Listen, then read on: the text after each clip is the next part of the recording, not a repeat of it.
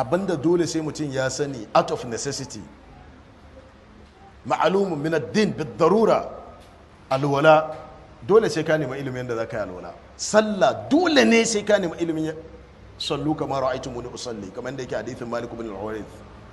Zaka tafi aikin hajji to yanzu ba kudin ka bane kadai, dole ne sai ka nemi ilimin manasik na aikin hajji, kamar da Annabi sallallahu alaihi wasallam ya faɗa hadithin Jabir bin Abdullah, khudhu anni manasikakum.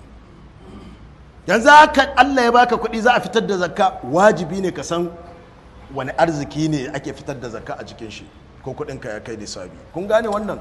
To al'ilmu kenan, kuma shine tauhidi. Annabi sallallahu alaihi wasallam ya ce kullu man mata ala al-iman, man mata huwa ya'lamu afwan wa man mata huwa ya'lamu annahu la ilaha illa Allah dakhala al-janna. Kaga sai da ilimi, annabi ya kama da sharadin ilimi. Duk wanda ya mutu wa huwa ya'lamu, kuma ya san abinda ake nufi da ilimi yanzu na shine ya san muqtada na la ilaha illallah, ya san sharuɗan la ilaha illallah. Muqtada shine what it necessitates, abinda la ilaha illallah za a ce wannan aikin ba aikin mu'mini ba aikin musulmai bane, to shi ake nufi. Aikin da in ka yi shi za a ce ba na musulmi ba, kakka yi shi. Muqtada na la ilaha illallah shine a bautawa Allah shi kadai, ayi aikin da la ilaha illallah ke kira mutum zuwa ga. To annabi ya ce duk mutumin da ya mutu wa ya'lamu annahu la ilaha illallah, kuma yana da cikakken ilimi cewa babu abin bauta da gaske kuma bayan Allah madaukakin sarki, dakhala aljanna.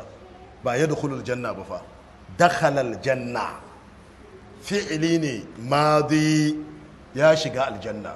In kana so kai direct translation, ya shiga, dakhala aljanna, ya ana baka labari ne ya shiga aljanna saboda karfin la ilaha illallah. Ma al-ilm shine sharadi na farko, kun gane.